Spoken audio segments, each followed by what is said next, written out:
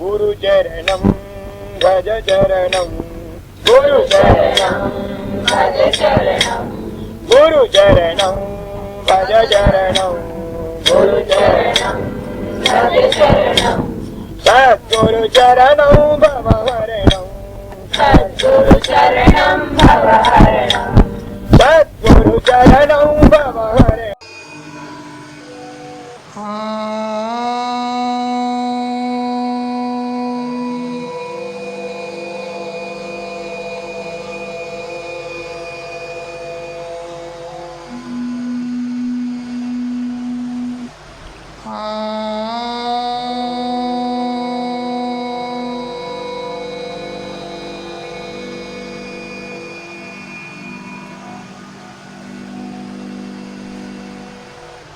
वंशी विभूषितकरान्नवनीरदाभात् पीताम्बरादरुणबिम्बफलाधरोष्ठात् पूर्णेन्दुसुन्दरमुखादरविन्दनेत्रात् कृष्णात् परं किमपि तत्त्वमहं न जाने व्याख्यामुद्रिकया लसत्करतलं सद्योगपीठस्थितम् वामे जानुतले दधानमपरं हस्तं सुविद्यानिधिं विप्रव्रातवृतं प्रसन्नमनसं पाथोरुहाङ्गद्युतिं पाराशर्यमतीव पुण्यचरितं व्यासं स्मरेत् सिद्धये श्रुतिस्मृतिपुराणानामालयं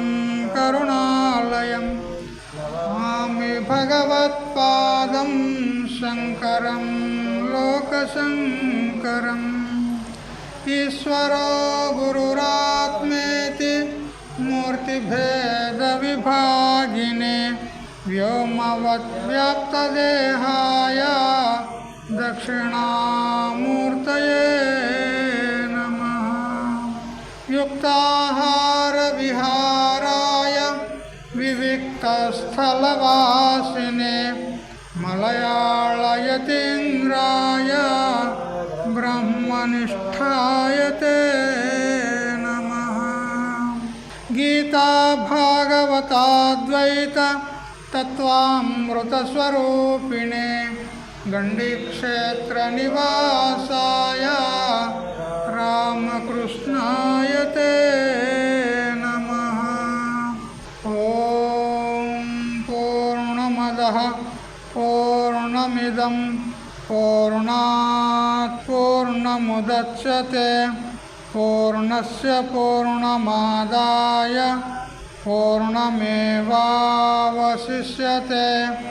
ॐ शांति शांति शांति।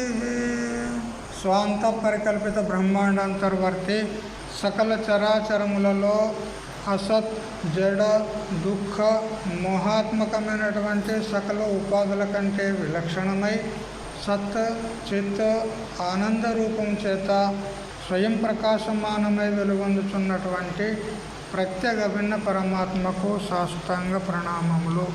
ఆత్మీయులారా, చాతుర్మాస్య కార్యక్రమం యొక్క నిమిత్తంగా శ్రీమద్ భగవద్గీతను యథామతిగా చింతన చేస్తూ ఉన్నాము. ప్రథమాధ్యాయము అర్జున విషాద యోగము.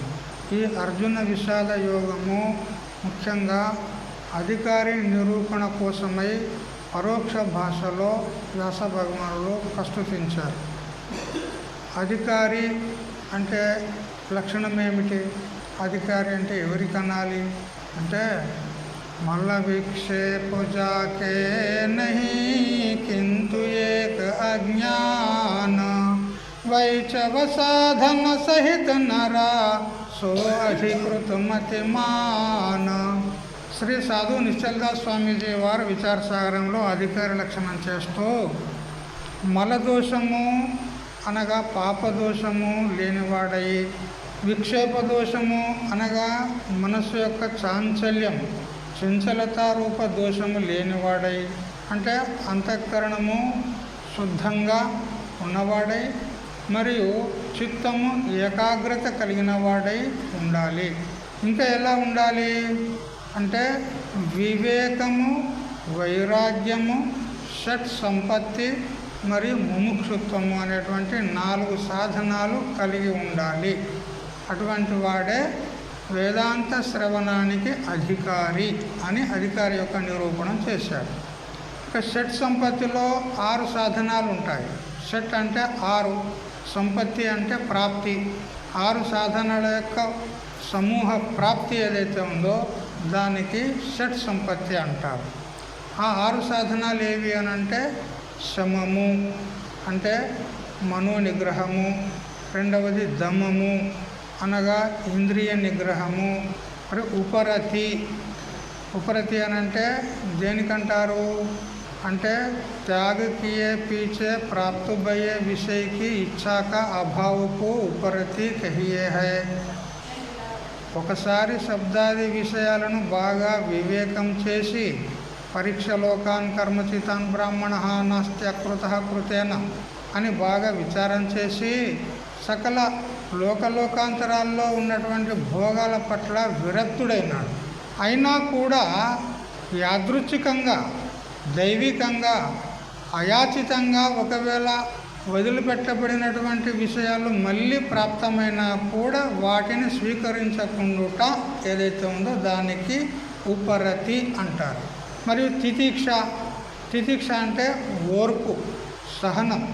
సహనం సర్వదుఃఖానాం అప్రతీకారపూర్వకం చింతా విలాపరహితం సా తితిక్ష నిగద్యతే అని అంటూ శంకరుల వారు వివేక చూడమల్లో చెప్తారు. సకల దుఃఖాలను కూడా సహించుట. ఏ విధంగా సహించాలి అంటే చింతా విలాపరహితం, ఏ విధమైనటువంటి చింత లేకుండా, ఏ విధమైనటువంటి విక్షేపం లేకుండా, అయ్యో నాకు దుఃఖాలు వచ్చాయి కదా ఇంకా ఎలాగో అలాగో అనుభవించాలి అనేటువంటి మనస్సు యొక్క ఉద్విగ్నత చేత సహించడం కాదు, సహజంగా వదిలిపెట్టాలి. సకల దుఃఖాల పట్ల ఉన్నటువంటి ఏదైతే ద్వేషభావం ఉన్నదో అది వదిలిపెట్టి సహజంగా అనుభవించాలి. యాదృచ్ఛికంగా వచ్చినటువంటి సుఖ దుఃఖాలను అనుభవించాలి, వాటి పట్ల సహనం కలిగి ఉండాలి. మరియు శ్రద్ధ. శ్రద్ధ గురించి మనం ఉదయం పూట తెలుసుకున్నాము. మరి సమాధానం. సమ్యగాధానం బుద్ధేహే శుద్ధే బ్రహ్మణి సర్వదా తత్ సమాధానం ఇత్యుక్తం నతు చిత్తస్య లాలనం అని శంకరుల వారు చెప్తారు వివేక చూడమనలో. బుద్ధేహే శుద్ధే బ్రహ్మణి సమ్యక్ ఆధానం. మన యొక్క బుద్ధిని శుద్ధ బ్రహ్మం నందు అంటే సాక్షి అభిన్నమైనటువంటి బ్రహ్మం నందు స్థిరపరచడము. సమ్యక్ ఆధానం చక్కగా తీసుకొచ్చి ఆత్మయందు నిలుపుట, దీనికి సమాధానం అంటారు. అంతేగాని నతు చిత్తస్య లాలనం, బుద్ధిని ఏదో చిత్తాన్ని ఏదో బుజ్జగించి లాలించి పాలించి తీసుకురావడం కాదు. ఆ విధంగా చేస్తే అది మళ్ళీ పరుగులు తీస్తుంది. అలా కాకుండా మొదలు చెప్పబడినటువంటి వివేక వైరాగ్య సమాధి సాధనాలతో యుక్తుడయ్యి శుద్ధ బ్రహ్మం నందు తన బుద్ధిని నిలుపుట, ఇది సమాధానము అంటారు. ఇవి 6 సాధనాల యొక్క సమూహానికి ఏమంటారు? షట్ సంపత్తి అని అంటారు. ఈ విధంగా వివేకము, వైరాగ్యము, షట్ సంపత్తి, ముముక్షుత్వము, ఈ 4 సాధనాలు ఎవరి అందైతే ఉంటాయో అతడు వేదాంత శ్రవణానికి అధికారి అని మనకు వేదాంత శాస్త్రాలు చెప్తూ ఉన్నాయి. వేదాంత సారము, వేదాంత పరిభాష, మరియు విచార సాగరము, వేదాంత బాలబోధము ఇత్యాది వేదాంత గ్రంథాలు అధికారి నిరూపణ చేసినాయి. అట్లే శంకరుల వారు కూడా అపరోక్షానుభూతిలో మరి వివేక చూడమనిలో విస్తారంగా వర్ణన చేసి చెప్పాడు. అయితే ఆ వివేకి అంటే ఆ అధికారికి ఉండవలసినటువంటి సాధనాలు చెప్పిందే ఈ అర్జున విషాద యోగము. ఎక్కడ చెప్పింది అంటే మనం పొద్దున తెలుసుకున్నాం. శూరాహ అనే శబ్దం చేత అత్ర శూరామ హే శ్వాస అని చెప్పుకున్నాం కదా. శూరాహ అంటే ఈ శూర శబ్దం చేత ముముక్షుత్వము చెప్పినట్లయింది.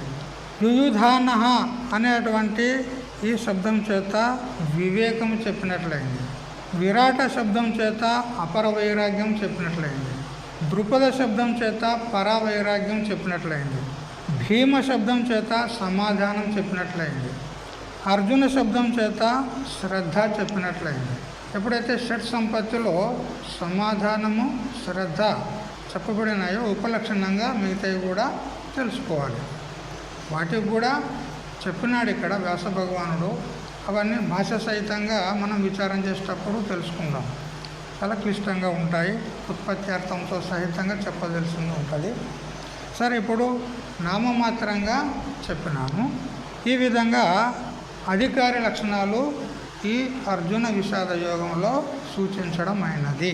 తర్వాత ఇప్పుడు ముందు పోదాం. ఇక కొంచెం ఇప్పుడు మనం ఈ శ్లోకంలో చెప్పుకున్నటువంటి 17 మంది పేర్లు ఉల్లేఖనం చేసినాడు దుర్యోధనుడు.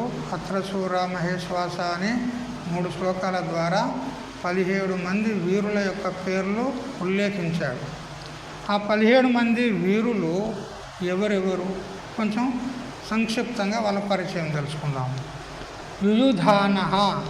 యుయుధానుడు అనగా సాత్యకి, సత్యక పుత్రుడు కాబట్టి సాత్యకి అనబడ్డాడు. యుద్ధంలో పరాక్రమశాలి కాబట్టి యుయుధానుడు అనేటువంటి పేరు వచ్చింది. ఆ సాత్యకికే యుయుధానుడు అనే పేరు వచ్చింది, ఎందుకంటే యుద్ధంలో చాలా పరాక్రమవంతుడు కాబట్టి. కృష్ణునికి అనుచరుడు, అర్జునునికి ప్రియ శిష్యుడు ఈ యుయుధానుడు సాత్యకి. ఇక రెండవవాడు విరాట్ మహారాజు. ఇతడు మత్స్య దేశానికి అధిపతి. మత్స్య దేశము ఎక్కడ ఉంటుందనంటే రాజస్థాన్ వాయవ్య ప్రదేశంలో ఉంటుంది. రాజస్థాన్ రాష్ట్రంలో వాయవ్య ప్రదేశంలో ఉంటుంది, మత్స్య దేశం అంటారు. దానికి అధిపతి విరాట్ మహారాజు. ప్రస్తుతాన్ని దాన్ని జైపూర్ అంటారు. ఏమంటారు? జైపూర్, రాజస్థాన్కి రాజధాని. విశేషమైన నవ్వు కలవాడనే అర్థం. విరాట్ అంటే విశేషమైన నవ్వు కలవాడు, ఎల్లప్పుడూ ముసిముసి నవ్వులతో ప్రసన్న వదనుడై ఉంటాడు. అతడు తన పుత్రులైన ఉత్తరుడు, శ్వేతుడు, శంకుడు ఈ ముగ్గురితో కూడుకొని పాండవ పక్షమున యుద్ధంలో పాల్గొన్నాడు విరాట్ మహారాజు. అందులో ఉత్తరుడు యుద్ధంలో మరణించాడు. ఇక ద్రుపద మహారాజు, ఇతడు పాంచాల దేశాధిపతి, ద్రౌపదికి తండ్రి మరియు దృష్టద్యుమ్నునికి కూడా తండ్రి. ఇతని ధ్వజం నందు వృక్ష చిహ్నం ఉంటుంది. వారి వారి రథాలకు ధ్వజాలు ఉంటాయి కదా, జెండాలు ఉంటాయి కదా. ఆ జెండా పైన చిహ్నం ఏముంటుంది? ద్రుపద మహారాజు యొక్క రథం పైన ఉన్నటువంటి జెండాకు వృక్షం యొక్క చిహ్నం ఉంటుంది. ఇతనికి అసలు పేరు యజ్ఞసేనుడు. ఈ ద్రుపదుని మహారథి అని ఇక్కడ ఉల్లేఖనం చేసినాడు. మహారథి అనే మాటకు అర్థం ఏమిటి అనంటే ఇక్కడ శాస్త్రకారులు ఈ విధంగా చెప్పారు.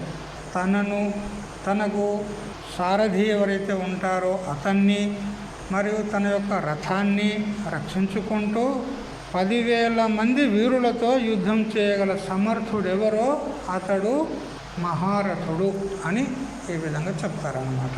ఇక అసంఖ్యాకమైనటువంటి యోధులతో పోరాడగలిగినటువంటి వాడిని అతిరథుడు అంటారు. మరియు ప్రతి వీరుడైన ఒక్కనితో యుద్ధం చేయగలిగిన వాడిని సమరథుడు అంటారు. తనకంటే న్యూన బలుడైన అంటే తక్కువ బలము గల వానితో పోరాడగలుగు వాడిని అర్ధరథుడు అంటారు. దానికి శ్లోకం కూడా ఉంది. 11 సహస్రాన్ని యోధయేత్యస్తు ధన్వినాం శస్త్రశాస్త్ర ప్రవీణశ్చ మహారథ ఇతి స్మృతః ఆత్మానం సారథిం చాస్వాన్ రక్షన్నక్షతమాయుధైః యో యుధ్యత్యయుతైర్వీరైః స మహారథ ఉచ్యతే అమితాన్యోధయస్తు సంప్రోక్తోతిరతస్తు సహ రతస్త్వేకేన యో యోద్ధ తన్యోన్యోర్ధరత స్మృతః. ఈ శ్లోకాల్లో ఇప్పుడు మనం చెప్పుకున్నటువంటి విషయమే అక్కడ ఉంది. ఇక దృష్టకేతువు అనేటువంటి వీరుడు కూడా ఉన్నాడు. ఇతడు ఎవరు అంటే ఇతడు చేదీ దేశపు రాజు, శిశుపాలుని యొక్క కుమారుడు దృష్టకేతువు అనేటువంటి వాడు. ఇతని చెల్లెలు శృణుమతి, నకులుని భార్య. మన పంచపాండవుల్లో నకులుడు ఉన్నాడు కదా, నకులుని యొక్క భార్య ఈ చేదీ దేశపు రాజు యొక్క అంటే శిశుపాలుని యొక్క కుమారుడైనటువంటి దృష్టకేతువుకు చెల్లెలు ఆమె, నకులునికి భార్య. ఇక చేకితానుడు వీరెవరు అనంటే యాదవ కులంలో ఒక శాఖ అయిన వృష్ణి వంశంలో పుట్టినవాడు. శ్రీకృష్ణుని యొక్క వంశం ఉంది కదా, యాదవ కులం, అందులో ఒక శాఖకు సంబంధించిన వృష్ణి వంశం, అందులో పుట్టినాడు చేకితానుడు. ఇతడు యుద్ధంలో దుర్యోధనునితో చంపబడ్డాడు. ఇక కాశీరాజు, కాశీ దేశమునకు రాజు కాశీరాజు, అంతే కదా. ధృతరాష్ట్ర పాండురాజుల యొక్క తల్లులు ఇతని వంశంలోని వారే. అంబాలిక ఉన్నారు కదా, వాళ్ళు కాశీరాజు యొక్క పుత్రికలు. ధృతరాష్ట్రునికి తల్లి మరియు పాండురాజుకు తల్లి వీరు ఉన్నారు కదా, వాళ్ళు కాశీరాజు యొక్క కూతుళ్ళు. ఇతడు పరాక్రమశాలి కాబట్టి వీర్యవాన్ అని శ్లోకంలో విశేషణమిచ్చి చెప్పబడింది. ఇక పురిజిత్తు అంటే కుంతి భోజుని యొక్క కుమారుడు, కుంతీదేవికి సోదరుడు, ధర్మరాజు భీమార్జునులకు మేనమామ. ఈ పురిజిత్తు అనేటువంటి వాడు కుంతి భోజుని యొక్క కుమారుడు, కుంతీదేవికి సోదరుడు. మరి ధర్మరాజు భీముడు అర్జునులకు వీళ్ళకు ఏమవుతాడు అంటే మేనమామ అవుతాడు. ఇక కుంతి భోజుడు, ఇతడు కూడా కుంతి భోజుని కుమారుడు. అయితే తండ్రి పేరే కొడుకు కూడా సంక్రమించింది, కొడుకును కూడా కుంతి భోజుడు అంటారు. ఇప్పుడు ఇంతకు పూర్వం చెప్పుకున్నటువంటి కుంతి భోజుని యొక్క కుమారుడు ఇతడు కూడా కుంతి భోజుడే. తండ్రి పేరే ఇతనికి పెట్టబడింది. కుంతీదేవికిని పురుజిత్తునకును సోదరుడు. ఇప్పుడు ఇంతకుముందు పురుజిత్తు చెప్పుకున్నాం కదా, కుంతీదేవి యొక్క అనుజుడు, సోదరుడు. అతనికి ఈ కుంతి భోజుడు కూడా, అంటే కుంతీదేవికి ఈ పురుజిత్తునకు కూడా అతడు సోదరుడే అవుతాడు. ఇక శైబుడు అంటే శిబిగోత్రమునందు పుట్టినవాడు, శిబుదేశమునకు రాజు గోవాసనుడని ఇతని పేరు. ఇతని పుత్రిక దేవిక ఎవరు అంటే ధర్మరాజు యొక్క భార్య. ఇక యుధామన్యుడు, ఇతడు పాంచాల దేశపు రాజకుమారుడు. యుద్ధం నందు ఆవేశం కలవాడు కాబట్టి ఇతనికి యుధామన్యుడు అని పేరు వచ్చింది. మన్యు అంటే కోపము, యుధామన్యుడు అంటే యుద్ధంలో చాలా ఆవేశం కలిగి ఉంటాడు కాబట్టి యుధామన్యుడు అనే పేరు అతనికి వచ్చింది. అర్జునుని రథమునకు ఎడమ భాగమున నుండి చక్రరక్షకుడు ఇతడు. మరియు ఉత్తమౌజుడు, ఇతడు కూడా పాంచాల దేశపు రాజకుమారుడు. అర్జునునికి కుడివైపు చక్రరక్షకుడు, ఉత్తమమైన ఓజస్సు కలవాడు కాబట్టి అతనికి ఆ పేరు వచ్చింది. ఇక సౌభద్రుడు మీకందరికీ తెలుసు, సుభద్రాదేవి యొక్క కుమారుడు. అర్జునునికి మరియు సుభద్రకు కలిగినటువంటి సంతానము ఎవరు? అభిమన్యుడు. ఈ తర్వాత దుర్యోధనుడు ద్రైపదేయులంటూ ఉపపాండవులను కూడా ఉల్లేఖనం చేసినాడు. ఉపపాండవులు వీరు ద్రౌపది యొక్క సంతానం. 5 మంది పంచపాండవులకు ఒక్కొక్కరి ద్వారా కలిగినటువంటి సంతానం. ప్రతివింధ్యుడు ద్రౌపది యందు ధర్మరాజుకు కలిగినటువంటి సంతానం, పుత్రుడు ప్రతివింధ్యుడు అనేటువంటి వాడు. వింధ్య పర్వతం వలె స్థిరుడై యుద్ధం చేయగలడు కాబట్టి ఆ ఆశయంతో అతనికి ఆ పేరు పెట్టడం జరిగింది. ఇక శృతసోముడు భీమసేనునికి ద్రౌపది యందు కలిగినటువంటి పుత్రుడు. ఇతడు జన్మించిన సమయమున పాండవులు సహస్ర సోమయాగములను చేసి ముగించి ఉండినారు. అందుకు స్మారకముగా శృతసోముడు అని పేరు పెట్టడం జరిగింది. ఇక శృతకర్ముడు అర్జునునికి ద్రౌపది యందు కలిగిన పుత్రుడు. ఎవరు? శృతకర్ముడు. దిగ్విజయమున చేసిన ప్రసిద్ధ కర్మములు ఆచరించిన అర్జునుని పుత్రుడు కాబట్టి శృతకర్ముడని చెప్పబడ్డాడు. ఇక శతానీకుడు, ఇతడు నకులునికి ద్రౌపది యందు కలిగిన సంతానం. శతానీక మహర్షి అందరి గౌరవంతో ఆ పేరు పెట్టుకున్నారు అని చెప్తున్నాడు. ఇక శృతసేనుడు, ఇతడు సహదేవునికి ద్రౌపది యందు కలిగిన సంతానము.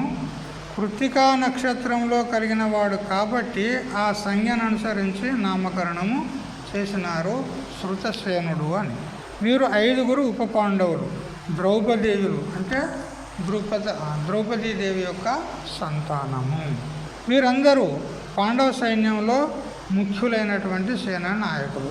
వీరి జీవిత చరిత్ర సంక్షేపంగా మనము చెప్పుకున్నాము.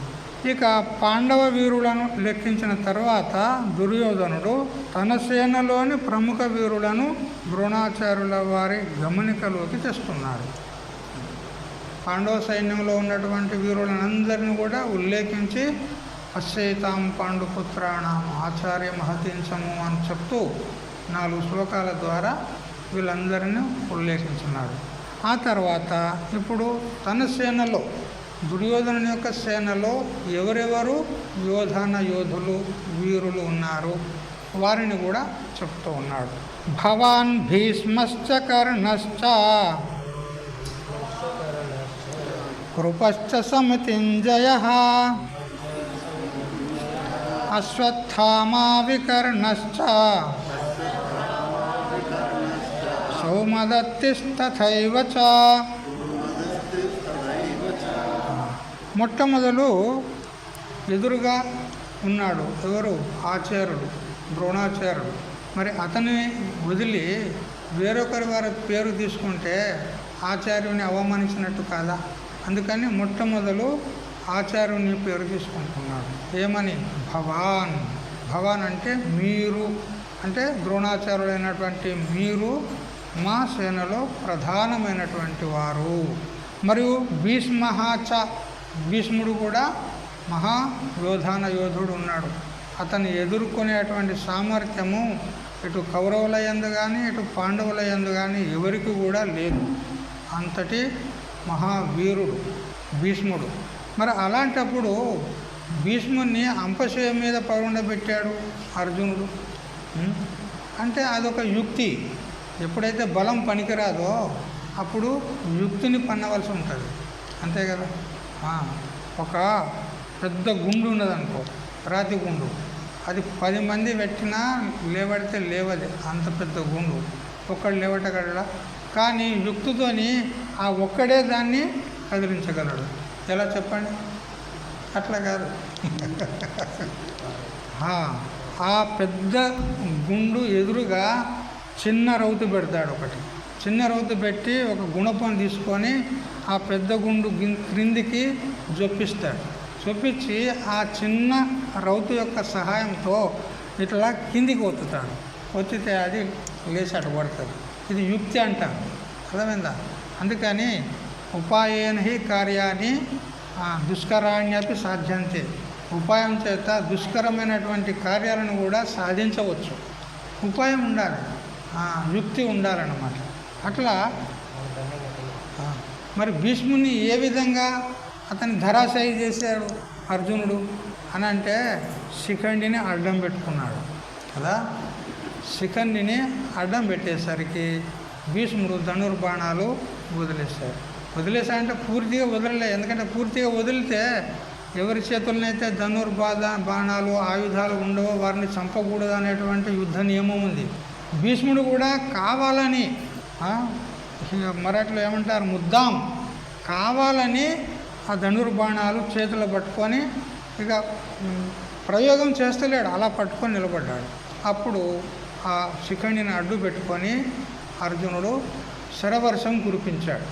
ఆ విధంగా భీష్ముడు ఆ అంపశయ మీద పడిపోయినాడు. అట్లా కాబట్టి ఎదురుగా మీరున్నారు, మహావీరులు, మహారథులు, మరియు భీష్ముడు ఉన్నారు, మరియు కర్ణుడు ఉన్నాడు. కర్ణుడు కూడా సామాన్యుడా, మహా అతిరథుడు ఉన్నాడు అతను. మరియు కృపాచార్యులు ఉన్నారు. మరియు సమితింజయ అనేటువంటి వాడు. సమితి అంటే యుద్ధం, ఆ యుద్ధాన్ని జయించేవాడు సమితింజయుడు. అట్లా అశ్వత్థామ, వికర్ణుడు, సౌమదత్తి వీళ్ళందరూ కూడా ఉన్నారు అని చెప్తున్నాడు. తర్వాత ఇంకా అనేక మంది ఉన్నారు.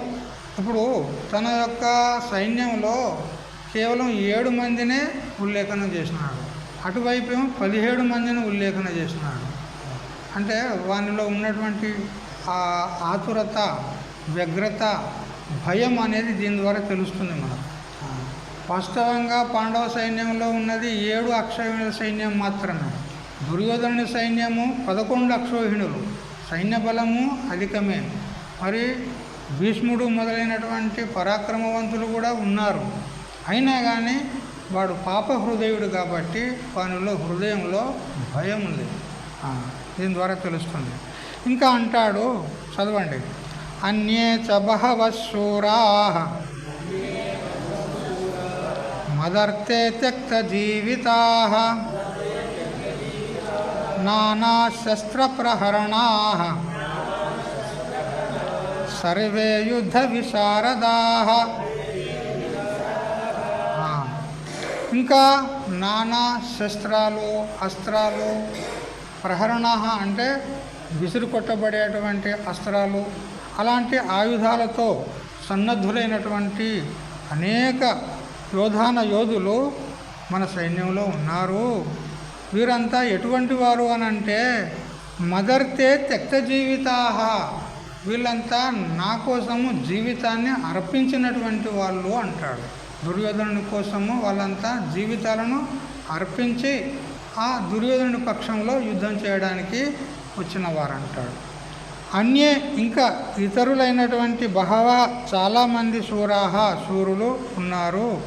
సర్వే వీరంతా కూడా యుద్ధ విశారదాహ అంటే యుద్ధంలో చాలా నేర్పు కలిగినటువంటి వారు అని చెప్తున్నాడు. ఆచార్యవర్య అని అంటూ ద్రోణాచార్యులను సంబోధిస్తూ మన సేనలో విశిష్టులైన వారిని వినండి అని అంటూ చెప్తున్నాడు. బ్రహ్మబలం కలిగిన మీరుండనే ఉన్నారు. ద్రోణాచార్యుడు, భీష్ముడు, కర్ణుడు, యుద్ధంలో జయశీలుడైనటువంటి కృపాచార్యుడు, అశ్వత్థామ, వికర్ణుడు, సోమదత్తుని కొడుకైనటువంటి భూరిశ్రవుడు, వీరందరూ ఉన్నారు. కొన్ని చోట్ల పాఠాంతరంగా జయద్రథుణ్ణి కూడా ఉల్లేఖించడం జరిగింది. జయద్రథుడు ఎవరు? సింధు దేశపు రాజు. సింధు దేశం ఎక్కడుంది? కాబుల్, ఆఫ్ఘనిస్తాన్ కదా, అక్కడి వాడనమాట జయద్రథుడు. అతడికే సైంధవుడు అని కూడా అంటారు. ఇంకా అనేక మంది వీరోత్తములు ఉన్నారు అంటారు. దుర్యోధనుడు మొట్టమొదట భవాన్ అంటే తెలుగులో తమరు లేదా మీరు అని సంబోధించినాడు. ఈ విధంగా సంబోధిస్తూ ద్రోణాచార్యుల వారినే లెక్కించినాడు. ఎందుకంటే ఎదుటనే ఉండి గురువు గారికి ఉత్సాహం కలిగించే కోసము ప్రధానంగా ఆయనను పేర్కొనడం తగిన పద్ధతి. ఎందుకంటే ఎదురుగా ఉన్నాడు, మరియు గురువు ఉన్నాడు, మరియు వీరుడు శూరుడు ఉన్నాడు, సేనాని ఉన్నాడు. కాబట్టి అతన్నే మొట్టమొదలు ఉల్లేఖించడం ఇది యోగ్యమే ఉంది అంటాడు. భీష్ముని కంటే ముందు ద్రోణుణ్ణి, కృపుని కంటే ముందు కర్ణుణ్ణి, వికర్ణుని కంటే ముందు అశ్వత్థామను చెప్పడంలో దుర్యోధనులో ఉండే రాజకీయ చాతుర్యం ద్యోతకమవుతుంది అంటాడు. భీష్ముని మొదలు ఉల్లేఖించడానికి పూర్వము ద్రోణుని పేరు ఉల్లేఖించున్నాడు. ఈ విధంగా ఉల్లేఖించడంలో ఆ దుర్యోధను యొక్క రాజకీయ చాతుర్యము ఇక్కడ కనపడుతుంది అంటాడు. అంతేగాక ద్రోణాచార్యుడు ఇదం శస్త్రం ఇదం శాస్త్రం అనంటూ రెండిట్లో ప్రవీణుడు కాబట్టి, బ్రహ్మతేజోబల సంపన్నుడు కాబట్టి అతన్ని మొట్టమొదలుగా పేర్కొన్నాడు. పాండవ సేనలో 17 మందిని లెక్కించిన ఆ దుర్యోధనుడు, ఆ రాజు తన సేనలో 7 మందిని మాత్రమే చెప్పగలిగినాడు. అంటే దీని ద్వారా ఏం తెలిసినట్టు అంటే పాండవ సేన మొత్తము 7 అక్షోహిణులే అయినా ఆ సేనలో వీరులు అధికంగా ఉన్నారన్నమాట. సైన్యము యొక్క ప్రమాణం తక్కువదే అయినా కానీ అందులో వీరులు ఎక్కువ ఉన్నారు. ఈ కౌరవ సేన 11 అక్షోహిణుల సైన్యం చాలా పెద్ద ప్రమాణంలో ఉంది. అయినా కానీ ఈ సేనలో వీరుల సంఖ్య అల్పంగానే ఉంది అంటారు. అయితే పాండవ సేన తక్కువ ప్రమాణంలో ఉంది, 7 అక్షోహిణులు మాత్రమే. అయినా కానీ వీరులు అధికంగా ఉన్నారు కాబట్టి వాళ్ళే శ్రేష్ఠులు అని ఇక్కడ మనకు ద్యోతితమవుతుంది కదా. పాలు కొద్దిగా ఉన్నా వెన్న అధికంగా వచ్చిందనుకో, ఆ పాలకు మనం ఏమంటాము? శ్రేష్టమైన పాలు అంటాము. పాలు అధికంగా ఉన్నా వెన్న తక్కువ వచ్చిందనుకో, అప్పుడు ఏమంటాం? ఆ పాలకు అశ్రేష్టము కదా, అది మంచి కావు అన్నట్లు ఇక్కడ 7 అక్షోహిణుల సైన్యమే అయినప్పటికీ పాండవ సేన అందులో వీరులు అధికంగా ఉన్నారు కదా. అయితే పాల విలువ వెన్నను బట్టి ఉంటుందే కానీ ప్రమాణాన్ని బట్టి ఉండదు. అవి ఎన్ని ఎక్కువ ఉన్నాయి అనేటువంటి దాని మీద పాల యొక్క విలువ ఉండదు. మరి ఎలా ఉంటుంది అని అంటే వెన్నను బట్టి ఉంటుంది, అంతే కదా. మీరు డైరీకి ఇస్తారు కదా కొంతమంది, డైరీకి ఇచ్చినప్పుడు దాన్ని ఆ వెన్న యొక్క ప్రమాణాన్ని చూపెడతారు. వెన్న ఎక్కువ ఉంటే దానికి రేట్ ఎక్కువ, వెన్న తక్కువ ఉన్నదనుకో దానికి తక్కువనే. అట్లా ఇక్కడ కూడా సేన ఎంత పెద్దగా ఉందనేది ఇక్కడ ముఖ్యం కాదు, సేనలో వీరులు ఎంతమంది ఉన్నారు ఇది ముఖ్యం. అందుకని పాండవ పక్షంలోని వారు ఎక్కువ వీరులు ఉన్నారు. మరియు పాండవుల పక్షంలో చేరి వాళ్ళు యుద్ధాన్ని ఎలా చేస్తున్నారు అని అంటే ధర్మ ప్రీతితో, ధర్మరాజుకు ప్రీతితో చేస్తున్నారు. వారు మనఃపూర్వకంగా యుద్ధం చేస్తారు, ఎందుకంటే ప్రీతిపూర్వకంగా వచ్చారు కాబట్టి మనస్ఫూర్తిగా యుద్ధం చేయగలుగుతారు. దుర్యోధను పక్షంలోకి వచ్చిన వాళ్ళు చాలా మటుకు జీత వేతనాలకు వచ్చిన వాళ్ళే. దుర్యోధన పక్షంలో వచ్చిన వీరులు చాలా మటుకు జీత వేతనాలు, జీత భత్యాలకు వచ్చినటువంటి వాళ్ళే. ఎందుకంటే ఒక ద్రోణాచార్యుని విషయమే చూడండి. ద్రోణాచార్యుడు దుర్యోధనని ఉప్పు పప్పు తిన్నాడనే కదా ఇప్పుడు దుర్యోధన పక్షంలో యుద్ధం చేస్తున్నాడు. వాస్తవంగా అతనికి దుర్యోధన పక్షంలో యుద్ధం చేసేటువంటి ఇష్టం కూడా లేదు, అయినా కానీ చేస్తున్నాడు కదా. అట్లా ఇంకెంతోమంది ఉన్నారు. ఉప్పు తిన్నాం కదా అని నీరస భావంతో చేరిన వారు, ఉత్సాహంతో ప్రేమతో ప్రీతితో వచ్చిన వాళ్ళు కాదు. ఏదో నీరసంగా ఏదో వాడిని ఉప్పు తిన్నాం కదా ఇక ఎట్లయినా ఇక వాని తరపున యుద్ధం చేయాలనే పడుతుంది అని నీరసంగా వచ్చినటువంటి వాళ్ళు. మరి ఇటువంటి నీరస భావంతోనే వాళ్ళు ఉత్సాహంతో యుద్ధం చేయగలరా? చేయలేరు. అందుకే దుర్యోధను యొక్క సైన్యం అధికం ఉన్నప్పటికీ కూడా చివరికి అతడు అపజయాన్ని పొందినాడు. వారి భావాలకు తగినట్లే వాళ్ళు యుద్ధం చేస్తారు. నీరసంగా వచ్చారు, ఉప్పు తిన్నాం కదా అని వచ్చారు, గత్యంతరం లేక వచ్చారు. అందుకని ఇక వాళ్ళ భావాలకు తగ్గట్టు ఏదో యుద్ధం చేస్తున్నావా అంటే చేస్తున్నా అన్నట్టే చేస్తారు, అంతేగాని ఉత్సాహంతో చెయ్యరు. అట్లా దుర్యోధన పక్షంలో అధిక సంఖ్యాబలం చేరింది కదా అని అంటే అసత్య పక్షంలో అధర్మ పక్షంలో మ్రొగ్గే వాళ్ళ సంఖ్య ఎప్పుడు అధికంగానే ఉంటుంది. ఇప్పుడు దుర్యోధన పక్షంలో 11 లక్షల సైన్యం ఉన్నది, పెద్ద ఉంది కదా. మరి వాళ్ళు ఎట్లా అపజయం పొందుతారు అని అంటే ఎప్పుడు కూడా లోకంలో ఇప్పటికీ కూడా అధర్మ పక్షంలోనే మెజారిటీ ఎక్కువ ఉంటుంది, ధర్మపక్షంలో తక్కువ ఉంటుంది. జయం ఏ పక్షము అనేటువంటి మాట వేరే విషయం కదా. జయం ఏ పక్షానికి చెందుతుంది అనేటువంటి మాట ఆ విషయం వేరే. కానీ ఉత్సాహంతో, నీతితో, ధర్మంతో, ప్రీతితో యుద్ధం చేసేవారు ఎవరైతే ఉన్నారో వారికి తప్పకుండా ఆ జయము చేకూరుతుంది అని చెప్పడం జరిగింది. అయితే ఇక్కడ చూడండి, దుర్యోధనుడు మరియు అర్జునుడు ఇద్దరు కూడా శ్రీకృష్ణ పరమాత్మ దగ్గరికి యుద్ధానికి సహాయం చేయమని వెళ్ళారు. అప్పుడు శ్రీకృష్ణ పరమాత్మ అంటాడు, చూడు నేను ఆయుధం పట్టను అంటాడు, నేను యుద్ధం చెయ్యను అంటాడు.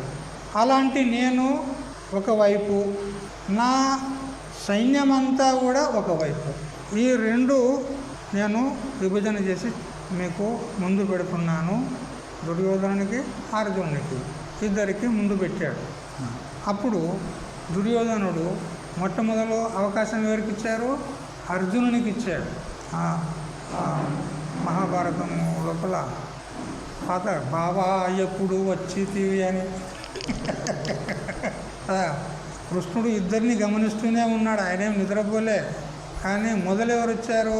అర్జునుడు వచ్చాడు, ఆ తర్వాత దుర్యోధనుడు వచ్చాడు.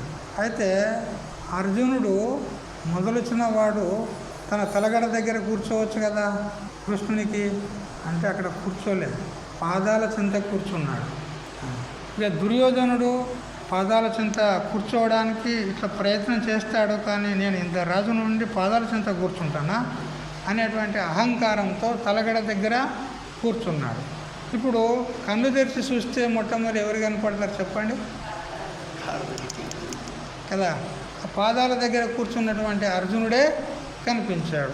అందుకని మొట్టమొదలు వచ్చింది అర్జునుడే, నాకు కనిపించింది అర్జునుడే. కాబట్టి మొట్టమొదలు అర్జునునికే నేను ఈ ఛాయిస్ ఇస్తా, నా సైన్యాన్ని కోరుకుంటాడా లేదా నన్ను కోరుకుంటాడా? నేను మాత్రం యుద్ధం చెయ్యను, ఆయుధం పట్టను, కేవలం నిరాయుధుడిగా ఉంటాను అంతే. నేను ఒకవైపు ఉన్నాను, మరి ఉన్న సైన్యం ఒకవైపు ఉంది. ఎవరిని ఎన్నుకుంటావో, ఎవరిని కోరుకుంటావో కోరుకో అర్జున అని అర్జునుడికి అవకాశం ఇచ్చున్నాడు. అప్పుడు అర్జునుడు ఎవరిని కోరుకోవాలి?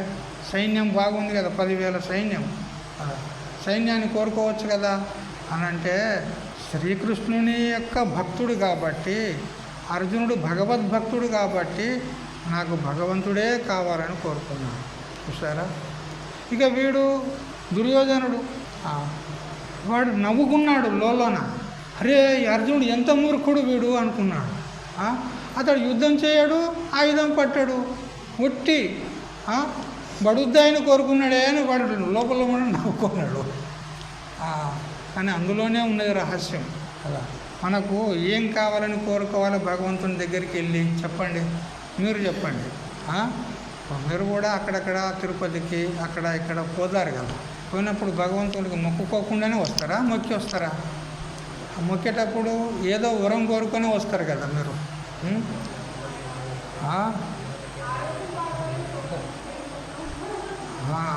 చూడండి, మీరు ఇచ్చేది ఈతాకైతే కోరేది తాటాకు కదా. మీరు తిరుపతికి వెళ్ళి ఏమి ఇస్తారు చెప్పండి? దీనికి ఏమైనా విలువ ఉందా? దీనికి ఏమైనా విలువ ఉందా? కేశములు, అలా వెంట్రుకలు ఇస్తారు. ఆ వెంట్రుకలు ఎంతపాటి విలువ ఉంది చెప్పండి? వాడు మీ ముందే అన్నీ తీసి పడేసి చెత్తబుట్టలో వేస్తాడు, అంతే కదా. దానికి ఏమైనా విలువ ఉందా? అయితే మీరు కోరుతాది ఏంటి చెప్పండి కదా. మునుమనుల దగ్గర కూడా ఒడవద్దు, అటువంటి భోగభాగ్యాలు మాకు కావాలి అని కోరుతారు. అంత తెలియదు కూడా అతడు ఆ వెంకటేశ్వరుడు కదా. మన పదర్ లోపల అంటే మనం చేసుకున్నటువంటి పుణ్యం ఎంత ఉన్నదో గంతనే ఇస్తాడు, ఎక్కువేమి ఇయ్యడు. మీరు అనుకుంటారు మొక్కితే ఇచ్చిండని మీరు అనుకుంటారు, అట్లేమి ఇయ్యడు, అంత తెలియదు కూడా ఏం కాదు కదా. ఇట్లా అన్నమాట. ఇవన్నీ కోరకుండా ఈ ఐహికమైన అంటే ఈ లోక సంబంధమైనటువంటి భోగాలు కానీ కదా, ధనము, ధాన్యము, పశు సంపద, సంతానము మొదలైనటువంటి ఇవన్నీ కోరకుండా, పరలోక సంబంధమైనటువంటి స్వర్గాది భోగాలు కూడా కోరకుండా, కేవలం పరమాత్మ యొక్క అనుగ్రహం మాకు కావాలి అని మాత్రం కోరుకుంటే భగవంతుడు మిమ్మల్ని అనుగ్రహిస్తాడు, వెంటనే అనుగ్రహిస్తాడు. ఇక నాకు ఇది కావాలి అది కావాలి అని అన్నారనుకో, ఆయన ముఖం అడిపెడతాడు. ఈ దరిద్రులకి ఇట్లా వచ్చి కోరుతారు కదా. అందుకని భగవంతుణ్ణి ఏమి కోరొద్దండి, కోరినా రావు కూడా. ఎందుకంటే నీ ప్రారంభంలో ఏమున్నదో గదే ఇస్తాడు, కానీ వేరే అయితే ఇయ్యడు. అంతగా ద్రౌపది ఆ మయసభ లోపల ఆ దుశ్శాసనంతోనే అవమానపడ్డప్పుడు కూడా, హే కృష్ణ, హే యోగీశ, హే జగద్రక్షక, హే జగదీశ అని చేతులెత్తి వేడుకున్నది. అయినా కూడా శ్రీకృష్ణుడు విచారం చేసి ఈమె యొక్క పుణ్యం ఏమైనా ఉందా అని ఆమె చిట్టాలు తిరగవేశాడండి. ఆమె యొక్క పుణ్యం యొక్క చిట్టాలు తిరగవేశాడు. కాస్త పుణ్యం దొరికింది. తిరగవేయగా ఆ ద్రౌపది యొక్క పుణ్యం కాస్త దొరికింది. అది నిమిత్తమయ్యి ఇక వేల కొలది వస్త్రాలు ఇచ్చాడు. మరి ఆ కాస్త పుణ్యమే కనుక లేకపోతే ఆ భగవంతుడు కూడా ఏమి చేసేవాడు కాదు. ఎక్కడిదా పుణ్యము అంటే కొన్ని జన్మల కింద, ఒక జన్మ కాదు, 2 జన్మ, చాలా జన్మల కింద ద్రౌపదీదేవి నదికి నీటి కోసమని వెళ్ళింది. అయితే ఎప్పుడైతే ద్రౌపదీదేవి నది దగ్గరికి చేరబోతుందో అప్పుడు ఆ నదిలో ఒక సాధువు కనపడ్డాడు. ఆయన స్నానం చేస్తూ ఉన్నాడు. అయితే పురుషులు స్నానం చేస్తూ ఉండగా స్త్రీలు వెళ్ళరాదు కదా అనేటువంటి మన హైందవ సంప్రదాయానుసారంగా ఆమె దూరంగా నిలబడింది. ఇక కాస్త అయితే ఆయన స్నానం చేసి బయటికి వెళ్ళిపోతాడు. ఆ తర్వాతనే నీళ్ళు తీసుకొని వెళ్ళిపోతానని వేచి ఉందన్నమాట ద్రౌపదీదేవి. కానీ ఆ సాధువు కాసేపటికి వస్తలేడు, చాలాసేపటికి కూడా వస్తలేడు. ఆ నది నుండి బయటకు చాలాసేపు వేచి చూసింది, కానీ ఇంకా వస్తలేడు. స్నానం చేయడానికి ఎంత టైం పడుతుంది? కానీ ఆ టైం కంటే అనేక రెట్లు ఎక్కువ టైం తీసుకుంటున్నాడు, ఇంకా బయటకు రావడం లేదు. ఆమె వివేకి కాబట్టి ద్రౌపదీదేవి తెలుసుకుంది, ఓహో ఆ సాధువుకు బహుశా లంగోటు లేదు కావచ్చు అని చెప్పి వెంటనే ఆమె యొక్క చీర కొంగును అలా చింపి ఆ నదిలోకి ఆయనకు అందేలాగా విసిరేసింది. అప్పుడు ఆయన ఉండి అలా అందుకున్నాడు, ఆ నీటిలో ఉండి అలా అందుకొని అప్పుడు ఆ కొంగు వస్త్రం ఏదైతే ఉందో దాన్ని లంగోటుగా ధరించి ఆయన బయటకు వచ్చినాడు. అది ఆమె చేసుకున్నటువంటి పుణ్యం. ఒక సాధువుకు అంత వస్త్రమైన ఇవ్వగలిగింది. ఆ కొద్దిపాటి పుణ్యమే ఇప్పుడు మహద్భయం నుండి కూడా కాపాడింది. స్వల్పమప్యస్య ధర్మస్య త్రయతే మహతో భయా. నాకు భగవద్గీతనే చెప్తుంది, నువ్వు ఏ కొద్దిగానైనా పుణ్యం చేసుకున్నా చాలు, గొప్ప ఆపద నిన్ను కూడా నిన్ను ఆ పుణ్యము రక్షిస్తుంది. అందుకని అరే మనం పుణ్యం చేసుకోవాలా వద్దా చెప్పండి? పుణ్యం చేసుకోవాలి. మన పుణ్యమే మనల్ని రక్షిస్తుంది. ఏ దేవుడో ఏ గురువో రక్షిస్తాడని మీరు అనుకోకండి. స్వామీజీ అట్లంటే ఎట్లా మాకు శ్రద్ధ పోతుంది కదా. అంటే దైవికంగా ప్రారబ్ధానుసారంగా మనకు వచ్చే భోగం ఏదైతే ఉందో దాన్నే మనకు ఆ ఈశ్వరుడు కానీ గురువు కానీ అందిస్తాడు. తెలిసిందా? అందుకని మనమే పుణ్యం చేసుకోకపోతే ఇంకా వాళ్ళైనా ఏం చేస్తారు? ఇప్పుడు చిన్న పిల్లవాడు ఉంటాడు కదా, అతడు తప్పటడుగులు వేస్తూ పడుతూ అమ్మ అమ్మ అని ఏడుస్తూ వస్తూ ఉన్నాడు కదా. వాడు లేచి ఒక అడుగేసి పడిపోయినా కానీ తల్లి 10 అడుగుల దూరంలో ఉన్నా కానీ పరిగెత్తుకుంటూ వచ్చి ఆ పిల్లవాడిని చంకన పెట్టుకుంటుంది. చూసారా? అట్లా మనం ఒక అడుగేసినా చాలు, భగవంతుడు 10 అడుగులు వేసి మన ఎదురుగా వచ్చి మనల్ని రక్షిస్తాడు. అట్లా మనం పుణ్యం చేసుకుంటేనే కానీ భగవంతుడు రక్షిస్తాడు. గాలికి దీపం పెట్టి దేవుడా నీవే దిక్కు అని అంటే ఉంటుందా ఆ దీపం? అట్లా దానికి ఒక రక్షణ చెయ్యాలి, ప్రయత్నం ఉండాలి. అట్లా మనం కూడా పుణ్యం చేసుకోవాలి. అర్థమైందా? అయితే ఆ పుణ్యం కొంచెమైనా చాలు. గంగ గోవు పాలు గరెటడైనను చాలు, కడబడైననేమి ఖరము పాలు చెప్పింది ఉన్నది కదా. అట్లా మనం చేసుకున్నటువంటి పుణ్యము అల్పమైందైనా చాలు, మనకు పెద్ద పెద్ద ఆపదల నుండి కూడా రక్షిస్తుంది కదా. ఆ పుణ్యం ఉంటే భగవంతుడు మనల్ని రక్షిస్తాడు తప్పకుండా. అయితే ఈ అర్జునుడు భగవంతుని కోరుకున్నాడు, భగవంతునికి శరణాగతి అయినాడు కదా. నీ ఒక్కడు నా అండగా ఉంటే నేను బ్రహ్మాండాన్నే జయించగలను అనేటటువంటి పరమ విశ్వాసము అర్జునులో ఉంది. ఎందుకు? బ్రహ్మాండ నాయకుడు ఉన్నాడు, ఎవరు? శ్రీకృష్ణ పరమాత్మ. అతడు చేయజాలంది ఏముంటుంది చెప్పండి? అతని గురించి చిన్నతనం నుండి కూడా విన్నాడు కదా అర్జునుడు. శ్రీకృష్ణ పరమాత్మ శైశవ అవస్థలోనే పూతనను చంపినాడు, అవును కదా. మరియు శకటాసురుణ్ణి, మరియు ప్రలంబాసురుణ్ణి, ధేనువాసురుణ్ణి, బకాసురుణ్ణి, ఎంతోమంది రాక్షసులను చంపినాడు. చివరికి కంసుని కూడా చంపినా లేదా? మరి అటువంటి సమర్థుడైనటువంటి వాడిని వదులుకొని కేవలము సారముహీనమైనటువంటి ఆ సైన్యాన్ని కోరుకుని ఏం లాభం అని వివేకి కాబట్టి అర్జునుడు భగవంతుడే నాకు కావాలి, భగవంతుని శరణ్యమే నాకు కావాలి, నేను భగవంతుని అండలోనే ఉంటాను, ఆయన నీడలోనే ఉంటాను, నన్ను రక్షించినా భక్షించిన, నీట ముంచిన పాలమించిన నాకు శ్రీకృష్ణ పరమాత్మయే శరణ్యము అని అర్జునుడు శ్రీకృష్ణుడిని కోరుకున్నాడు. అలా భగవంతుణ్ణి శరణు పొందితేనే కానీ మనకు అన్ని విధాల జయము ప్రాప్తమవుతుంది. భగవంతుణ్ణి వదిలిపెట్టి నువ్వు ఎవరిని ఆశ్రయించినా కానీ మన కళ్యాణం కాదు. ఈ విధంగా వివేకహీనుడైనటువంటి దుర్యోధనుడు ఆ 10,000 మంది సైన్యాన్ని తీసుకున్నాడు, కోరినాడు, వచ్చేసాడు. చూడు, ఇది అంటే పాపాత్ముల యొక్క హృదయము ఏ విధంగా ఉంటుంది, పుణ్యాత్ముల యొక్క హృదయం ఏ విధంగా ఉంటుంది అనేది మనకు తెలుస్తుంది అన్నమాట. ఇక్కడ ద్రోణాచార్యుడిని ఉల్లేఖించినాడు దుర్యోధనుడు భవాన్ అని అంటూ. ద్రోణాచార్యుడు ఎవరు అని అంటే భరద్వాజ మహర్షి పుత్రుడు, కౌరవ పాండవులకు ధనుర్విద్యాచార్యుడు. ఇటు కౌరవులకు మరియు ఇటు పాండవులకు ఇద్దరికి కూడా అతడు ధనుర్విద్యను నేర్పినటువంటి ధనుర్విద్యాచార్యుడు. అట్లే దృష్టద్యుమ్నునికి కూడా ధనుర్విద్యను నేర్పినాడు. ఆచార్యుడు అంటే ఎవరికి అనాలి అంటే తెలుసుకోవాలి మనం. అందరికీ ఆచార్యులు అంటాం. ఆచినోతి శాస్త్రార్థం ఆచార్య స్థాపయత్యపి స్వయమాచరతే యస్మాత్ తస్మాదాచార్య ఉచ్యతే. ద్వయోపనిషత్తు మనకు చెప్తుందండి. సకల శాస్త్రాలన్నిటిని కూడా కూలంకషంగా శాస్త్రాల యొక్క తాత్పర్యాన్ని ఎరిగిన వాడై ఉండాలి. నీతి, ధర్మము ఏవేవైతే శాస్త్రంలో విధానం చేయబడ్డాయో అన్నీ కూడా తెలిసిన వాడై ఉండాలి. ధర్మం తెలుసు, ఆచార విచారాలు తెలుసు, కానీ నేను ఆచరించను అనంటే కుదరదు. స్వయంగా తాను కూడా ఆ శాస్త్రోక్త ప్రకారంగా ఆచరించాలి. నిత్య జీవితంలో ఆచరణలో పెట్టాలి ఆ శాస్త్రాన్ని. మరియు తనను ఆశ్రయించినటువంటి శిష్యులు కానీ, భక్తులు కానీ, సాధకులు, జిజ్ఞాసులు, ముముక్షులు ఎవరైతే ఉంటారో వారిని కూడా ఆ శాస్త్రోక్త మార్గంలో నడిపించాలి. అటువంటి వాడే ఆచార్యుడు అనబడతాడు.